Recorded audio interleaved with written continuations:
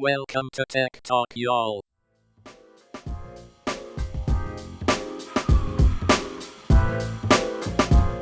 Hi, and welcome to Tech Talk, y'all, episode 334. I'm Adam Walker.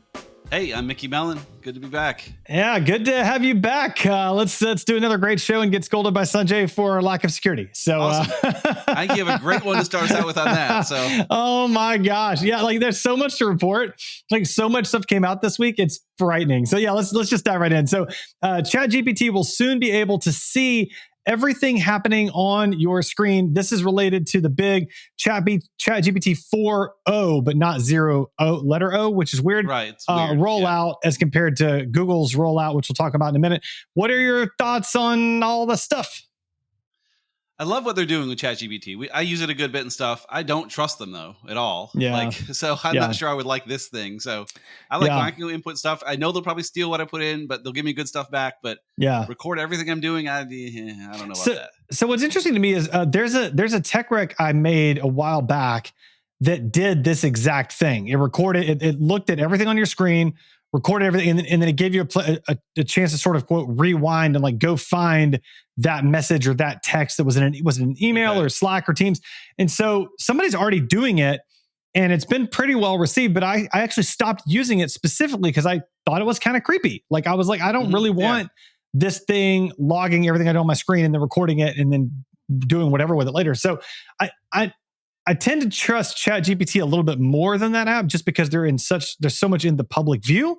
But similar to you, I don't like the idea of it at all. Like it's like Big Brother looking. But at the same time, like I started thinking about this today. Like many times on this show, Sanjay's talked about how he wants an app that'll tell you the person's name he's talking to because he's forgotten their name. And like with all the wearable AI coming out, that's a real thing. Like he could have a program set up with an earbud, and like when somebody walks up at like an event, the AI sees their face and goes, "This is George," and he can be like, "Hey, George!" Like that's coming, which is kind of amazing, right? Oh yeah, that's coming real soon. Yeah, I still use Anki for that and just hardwire it in my own brain, and then Allie uses me as that. She's like, "Mickey, who's that guy?" And I can usually tell her, but I'm never gonna do that. I appreciate that you do that, but I'm never gonna. I'll pay for that. I'm not gonna pay for it with time. I'll pay for that with money. So anyway, yeah, that works. So, part of the reason I'm not using it is our next story here. After Microsoft invested $10 billion, OpenAI snubs Windows 11 as it releases ChatGPT app first on Mac, saying, quote, "We're just prioritizing where our users are," which is probably accurate. I would think people on the cutting edge are probably more Mac focused. But so even if I wanted it to record my life, it couldn't yet. So, well, not only can it not yet, but I tried to go find the desktop app, and like it's not clear where to find it or if it's even available right now. I guess it's not available right now to everybody. Oh, gotcha. I didn't look at even that. So So I tried it. I was going to use it, test it out for like this before the show, and I could do it. Gotcha. I think this is an interesting example of a company making a smart business decision over making a decision based on who they owe. And I like that a lot. You know? I think that's good. For sure. It's still interesting though, because if you want a company that's going to help you do spy on everyone all the time, Windows is way better than Apple. Apple tends to actually care about security. So I guess maybe that's a good sign that they're following the rules. And plus Windows has Copilot, which is powered by ChatGPT, but it's not even close to the same thing. So yeah. Okay. Go Mac. Mac users win this one if you want it. Next up in the AI discussion here, Google shows off astonishing vision for how AI will work with Gmail, Photos, and more. You're a Google Suite user. What did you think about all this? So in the talk, Sundar Pichai, their CEO, said the word AI 120 times. It sounds like it was basically the same as last year's. And here's what I'm relating it to. If you follow the history of Google messaging services, you have Apple has iMessage. That's basically it. And Google has had between messaging and maybe into social and stuff, Google Talk, Google Voice, Google Buzz, Google Hangouts, Google Allo, Google Duo, Google Chat, Google Plus, sort of had Google Wave, Google Spaces. Android has messages. You have Google Docs chat. Like, it's a disaster. This is sounding similar where it's all just called Gemini, but it's like Gemini for Docs, Gemini for Sheets with integration. Like, it's all these different flavors that, it could be awesome. Like, I'm hoping for good things. I want G Suite chat.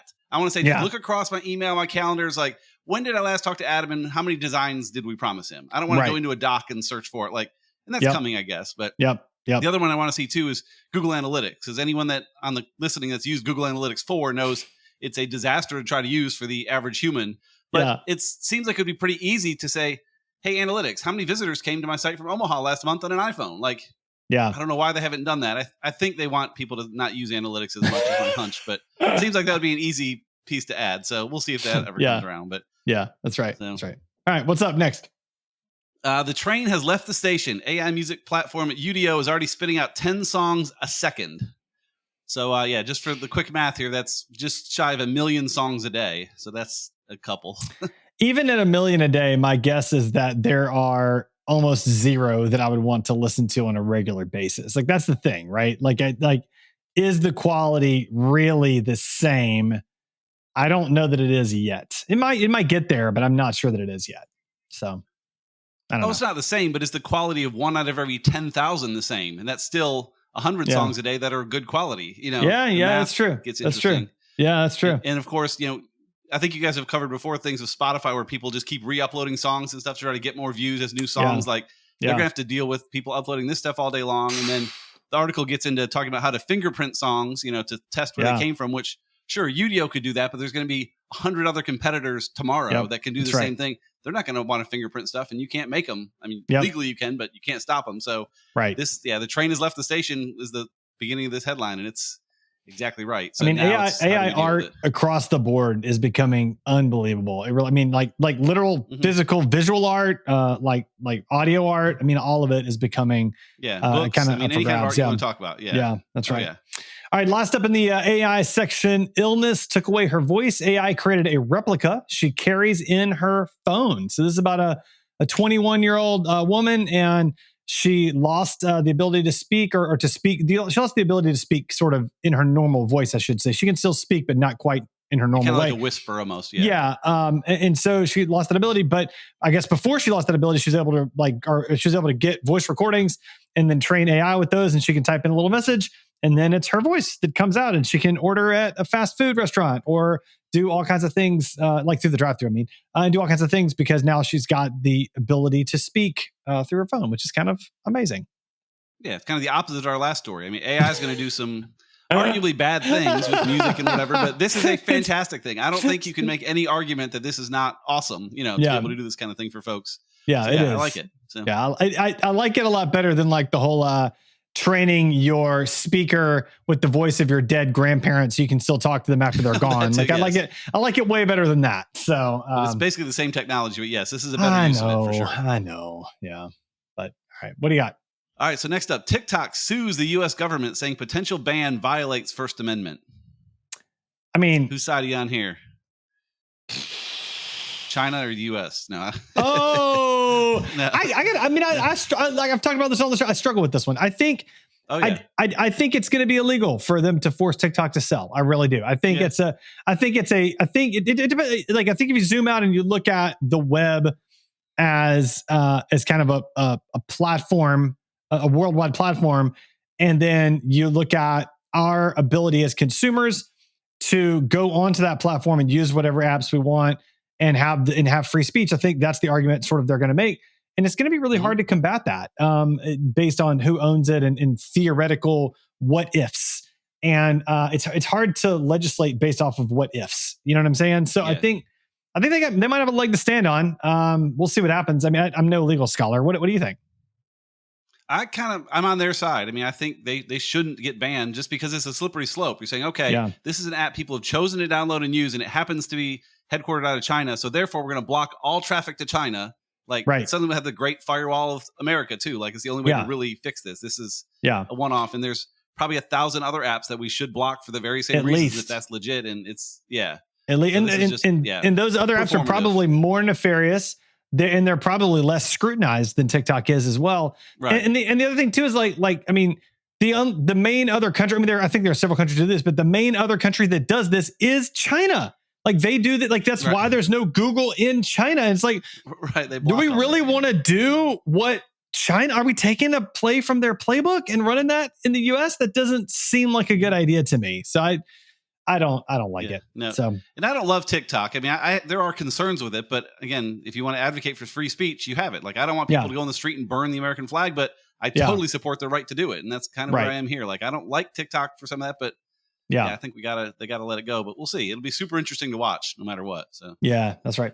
All right. Speaking of things I don't like, Theranos fraudster Elizabeth Holmes has prison sentence reduced again. So she's doing all the million appeals because, I mean, hey, she's got all kinds of money still somehow. I don't really understand how. And she's continuing to appeal and just got her sentence reduced again because, she's wealthy and privileged. And I don't like that at all. I don't care for her personally. I don't care whether or not she gets her sentence reduced. What I care about is the fact that in this country, if you have money, you can do that and other people cannot. And that bothers me. So, well, I don't know that this is a case of that though. You don't think so? I mean, because she's still going to, it might partly be, but she's still going to have to serve at least 85% of it. And that's that goes for everyone. I mean, you can get things reduced for good behavior and stuff. You still have to serve 85%. And she's still going to be in jail for another decade. Just about. I mean, late 2032. So I don't like it, but I mean, if she's behaved well and the rules are you can get it reduced by, knock 15% off, then I guess that's okay. I think the more interesting thing you said is she still has money, and I'm curious what she has, because when she gets out, she still owes $452 million in restitution, and not sure how she'll come up with that without running another scam to bring it back again. So it's not going to happen. Not going to happen. Yeah. So speaking of getting your money back, FTX says most customers will get all their money back. And this one confuses me a little bit because they owe $11 billion to be paid back, and they have assets of $16 billion. So what happened in the first place if they have that much more money than they even owe? So I don't fully understand the story. Maybe you have more on that. I have no idea. It doesn't make any sense to me. I mean, I'm happy that people are going to get their money back. I think it should give their money back and just fade away into the night, into the dark night. That's a good version of FTX, I think. So yeah, the only interesting thing is they'll get their money back based on the valuation of Bitcoin and stuff when this happened.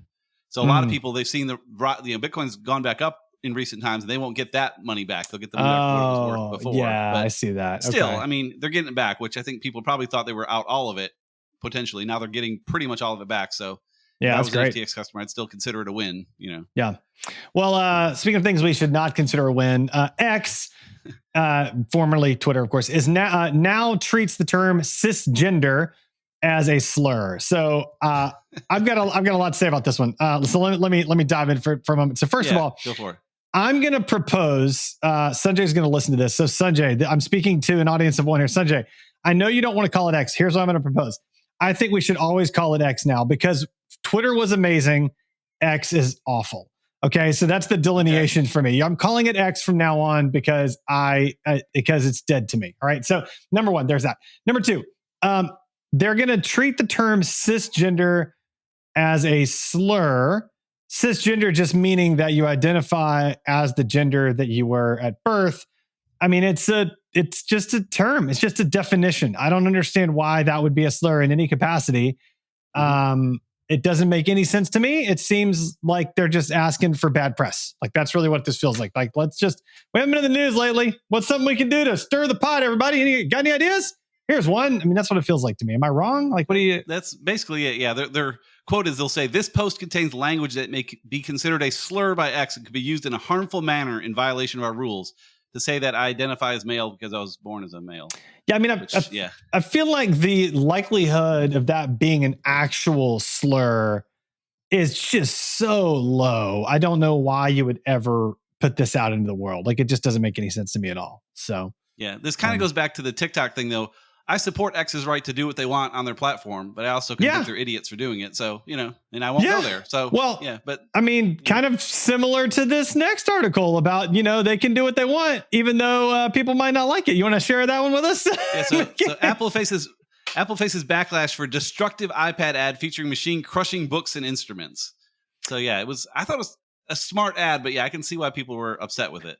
So I think, okay, so zooming out, right? I think if I saw this ad with no context at all, I would be like, oh, that's really clever. And I'd go about my day and not care. But then knowing that there's been outrage about it, I saw the ad after I knew there had been outrage about it. And I was able to sort of put on my empathetic hat and be like, yeah, I kind of get the outrage. Like they're crushing a perfectly good stand-up piano and they're crushing like all of these beautiful instruments and they're like destroying them just to make a point. Like, so I kind of get it from that perspective. So, I mean, I think, Apple did the rare thing that they do where they backtracked and apologized and took it off and didn't run it on the air. And so I think they did the right thing here. The outrage was interesting. I don't think it was a huge deal, but I don't think, I think it was a little tone deaf on their part. I think that's the problem, right? Is like, I think most people thought it was a tone deaf ad, right? Yeah. The thing I saw someone that just reversed it, basically reversed the ad and had it where it was all crushed. And then the iPad kind of exploded into all these beautiful instruments and stuff. And I thought that was kind of cool. But even so, you'd say, I knew making the ad, they destroyed all that stuff. Right. And that's bad. But even then you can say it's supporting the music industry because they had to buy another piano and buy another trumpet. And like, you could argue that side of things a little bit. That's true. But that's kind of, I don't like that argument I'm making, but it's not invalid necessarily. So okay, look for the reversed one. It's a different angle. So I'm very excited to hear your take on this next story. So Google responds to The Verge mocking its search rankings for best printers. So what happened was The Verge, which is obviously a very well-known news source, created an article that was like super terrible SEO clickbaity, super keyword stuffed, best printer, like what? I mean, all this garbage article just to see if it could rank at the top of Google for best printer 2024, I guess. And sure enough, it absolutely just destroyed it and like ranked. And then, it wrote an article making fun of Google for that. And now Google's responding, basically saying like, we're going to keep doing what we do. What are your thoughts on this? Like, how does this make you feel as a digital marketer guy? I know that Google, it kind of puts Google into two boxes. We worry about what AI is going to do to Google in terms of the searches and content generating stuff. But even without AI, Google's having a hard time because we've all done searches like this. We search for anything. And it's all just these garbage articles that are SEO to death. And I do like the beginning line of this article. He said, "It's been over a year since I last told you to buy a Brother laser printer. And that article has fallen down the list of Google search results because I haven't spent my time loading it up with fake updates every so often just to gain the attention of the Google search robot." And that's exactly true and awful because a good article, I mean, you have to update from time to time as things change, but Google wants you to update it all the time with new fake stuff if you want, and it works pretty well. And it's part of the reason things are so bad in search land. And they could improve that, but with AI coming, it's just too much coming at them at once. And going back to AI, I mean, a part of Google's, I think, if I recall, a part of Google's rollout for AI is that, is the whole concept of like it's in many ways going to completely invalidate search entirely, and it's going to give you the response on like kind of a results page that's more of like, here's the actual response, and then if you want some supporting documentation, maybe it's kind of pushed off to the side over here. I mean, is that kind of what your understanding is as well? Yeah, I mean, that's kind of where they're heading. It's like Perplexity. If you've used Perplexity for search at all, it gives you a AI-generated response and then links to where it got its sources from. But it's going to be interesting when you ask Google or Perplexity or whatever for what is the best? What is the best printer? Who is the best plumber? Like, how does it determine best? And even now, how does it determine? It determines it on ratings and some of that kind of stuff, which are also games. So it's going to be super interesting to see how it determines. When I ask AI, find me an electrician to come to my house, how is it going to choose who to show? Like, there's not a good answer for that yet. Speaking of ratings, I saw this other thing on TikTok that was talking about how you need to get one of your best customers to give you a 1-star rating. And the thinking behind it was everybody likes to see like 35-star ratings, but they don't read them. But you always go read the 1-star rating. Oh yeah. And so the idea is like get somebody that likes you to leave the 1-star rating, so that when they do go read the 1-star rating, they still like you, which is like that's a great way to get. It's amazing gaming of the system right there. It's terrible, but it's amazing at the same time. Well, that's the problem. Is the best score you can have for ratings on Google is about 4.4. They say that's the one people trust the most. If you're a 5.0, and we have one client, it's an electrician, he's got hundreds of reviews, 5.0, he's fantastic, but man, it looks suspicious. But if you see a 4.4, that looks more legit. It's healthy. It's solid. Let's go look at the bad ones, see how bad they were, see what the company said. And so it's, I almost want to give this guy some bad reviews just to make it look more legit, even though he is legit a 5-star guy. It's such a weird world. So listen, Mr. Client, I'm going to go give you some bad reviews to help you out. It's for your own good. That's like the equivalent of like the old 80s parents saying you smoked one cigarette, you can smoke them all. Like that. There you go. That's what led to Brewster's Millions. So there you go. Then that would happen. All right. Neuralink's first inhuman brain implant has experienced a problem, company says. So my thought there is shocking. So, you saw that coming. Yeah, it was some of the connections have retracted. out of the, so like they got like little threads, I guess, connecting into the brain, and some of them retracted back out. And so they sort of reworked it to sort of still make it work, I think. But like, yeah, that's not ideal. It's not ideal, great. but it's kind of expected. I mean, yeah, I look at it kind of like I do electric cars. I don't have an electric car yet, but I'm so thankful for those that do, because they're helping deal with infrastructure and stuff and build it out. Same thing here. Everyone's probably going to have some kind of brain implant in the next, I don't know, 50 years or 100 years at some point. Sure. So someone's got to go through these challenges now. So thank you to whoever's doing this stuff now. So it's just easy peasy when us or our great grandchildren, eventually get one. But that's true. It's still scary. Very, very scary. All right. Next up, Trump pledges to scrap offshore wind projects on day one of presidency. So apparently he wants to roll back a bunch of renewable energy and go back to old school petroleum, I guess. Is that what he was saying? Of course, because that's where the money comes from for his campaign. So he's claiming that they kill whales, which has been going around a lot, but they don't. Ultimately, it doesn't really matter too much either way, just because, I mean, the amount of renewable energy we're generating in the country is increasing rapidly. But okay, wait. So I just want to understand, and this is not a political podcast, so I'm gonna not. We gotta be careful there. Yeah. You're saying that one of his arguments against windmills in the ocean is that they kill. You're saying that we're supposed to believe he cares about whales. That's what you're telling me. Does he care about whales? Yes. That's what I'm saying. Yes. I'm going to need to move on to the next article. Okay. What's the next article? Apple, SpaceX, and Microsoft return to office mandates drove senior talent away. So they said, y'all need to come back to the office. They said, nah, we'll go somewhere else. We're all set. Don't need none of that. We're out the door. Yeah. It's a terrible idea. It was a big study from the University of Chicago and the University of Michigan, national champs. They said, in this paper, we provide causal evidence that return to office mandates at 3 large tech companies, Microsoft, SpaceX, and Apple, had negative effect on the tenure and seniority of the respective workforce. In particular, we find the strongest negative effects at the top of the respective distributions, implying a more pronounced exodus of relatively senior personnel. So that part was kind of surprising. I thought you'd see more of an exodus from people where it's easier to switch jobs, but they said it seems more at the top. So, and I guess I almost think people at the top would be the ones you could trust more to work from home. Because I can appreciate if you have 10,000 employees working from home, it's hard to keep an eye on them. But I guess also if you're telling all them to come in, the boss needs to come in too, and the boss doesn't want to come in. So it's a part of the reason I want to keep my company small, so I can just know what everybody's doing and not have to worry about this stuff and let them work wherever they want and just get things done. But so much easier. So much easier. It is. It's awesome. Time for the Weird and Wacky segment. Abominable snowman. He's not an axe murderer. One of the TAs turned out to be a bot. All right. First up in Weird and Wacky, in a title that I never would have imagined reading on our tech news podcast. Gay furry hackers attack alt-right media platform. I don't even know what to say about that.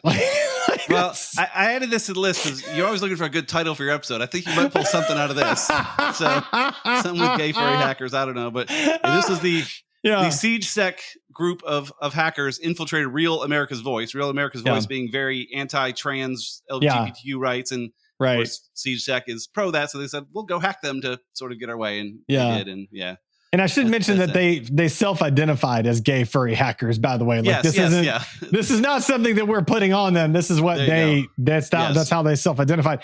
It's funny. It's real funny. That's all. I mean, I don't even know. I just can't make this stuff up. It's So all right. Speaking of can't make stuff up, Cybertruck owner breaks his finger trying to show the vehicle is safe. So this was amazing because this has been a known thing where Cybertruck's been having trouble detecting fingers and stuff in the trunk lid closing. Yeah. So he tried it with a stick first. He put a stick in their seat and the stick broke. And they said, well, now it's time to try it with my finger. And it broke his finger too. So this reminds me of The Office when Michael Scott's on top of the building wanting to jump on the trampoline and they throw the watermelon down and it crashes in the car. He says, the tests are going terrible. If we keep doing them, I'm not going to want to jump. Like it's the same thing. He put the stick and he's like, these tests are horrible. So let's just go with the finger and see what happens. So These tests are terrible. If I keep doing them, I'm not going to want to jump. I remember that episode. It was so good. Yeah. And how do you put a stick in and watch the stick get snapped and say, well, time for my finger. I guess it's going to work. I think it's views, man. That's the only, he's calculating in his mind, how many views is this going to get me if it breaks my finger? I'm just glad it didn't take it totally off. Like, that's really the thing. Like, it totally could have. He might math wise, he might be good. If he got enough views, he only broke it and didn't take it off. Like he's like broken finger, 10 million views or whatever he got. Like, okay, good to go. I'll do that again. I'll All break set. it every week. Yeah. All set. Yeah. There you go. All right. Next up, always on video portal lets people in New York City and Dublin interact in real time. And then a follow-up article that I'll mention up front. Dublin to New York City portal temporarily shut down due to inappropriate behavior. This is why we can't have nice things. That last part was my quote. So yeah, this is really cool. It's like this round screen, and you look through it. You're in New York and you look through it and you're looking real time at a big city block or city center in Dublin. And like you can interact and wave to people. And I don't think there's any audio. At the same thing coming back at you. Yeah. I don't know if there's audio or not. Yeah. And I don't think there's audio. I think there's not anymore. That's right. Yeah. I think it's just video. But still, it's like, it's really a neat idea. Like, why not? Like, why not be able to interact around the world? Like, why not have a portal to all kinds of cities all over like that's so interesting. Such a great idea. Yeah, we're heading to New York in a few months. I'm hoping it's back up and running because I want to check it out. It seems neat. But it also seems like for the effort and expense to put that together, they could have someone just kind of sitting in a chair nearby to watch out for bad actors. But someone's it was an OnlyFans person that went and got some attention for herself. So and among other things. So so there you go. Yeah, hopefully they'll figure out a solution to that. But I'm not sure what it would be other than a human sitting there. Because if you want to have AI detect that stuff, which it probably could, it would just be a black screen most of the time. So that's not going to do much good either. So. There'd be a game like how long before you can make the portal black screen the same way that there was with Truth Social. How fast can you get banned from the app? Like that sort of game. Yeah. So similar. A little ticker at the top. It's been 3 minutes since our last incident. Tick down. Oh, scrub that out. 0 minutes. I like it.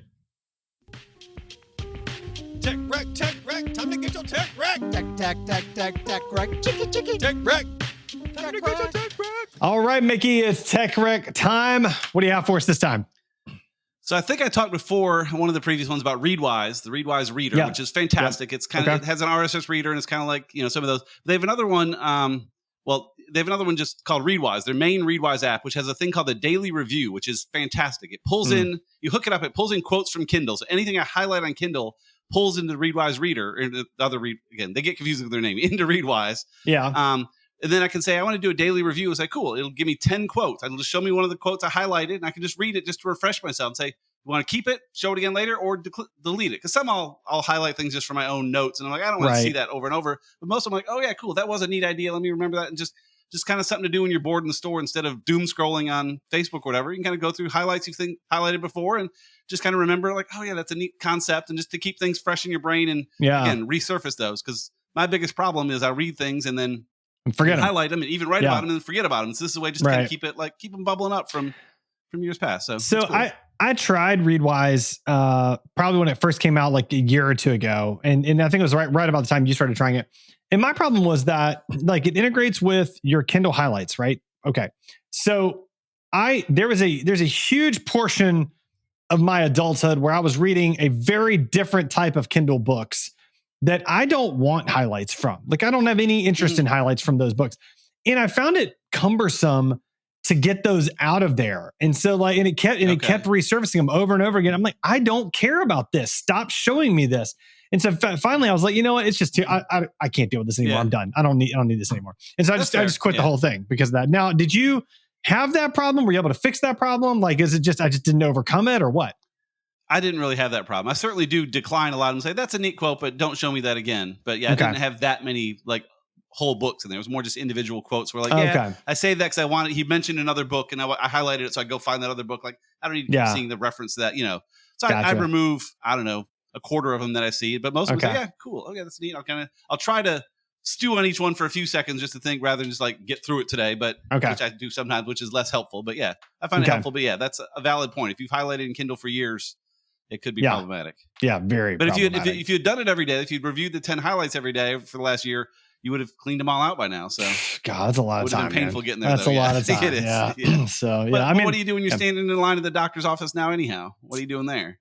I'm meditating, do transcendental on it. No, I don't do that at all. I'm just kidding. Yeah. Actually, what I do there is probably this next app, My Tech Wreck, which you should do not download this unless you are ready to spend some time playing a game that is mindless and excellent at the same Sweet. time. Okay, I'm this there. will waste way too much time. Don't do it unless you have time to waste. So this is it's a game. It's called I Want Watermelon. It's by Lazy Cell, and I don't even have a good way to describe it. But it's very entertaining, and there's something very cathartic about playing it. And like my whole family, like every single person in my family, like the kids, like all of us, we'll just be like sitting in the living room, all playing the same stupid game separately. It's ridiculous. Right. It's ridiculous. So yeah, Nice. I like stupid games like that, so I'm in. I haven't tried it yet, but I'll give it a shot. It's a good stupid game. Let me know what you think about it. So, all right, Mickey, how can our listeners find and connect with you?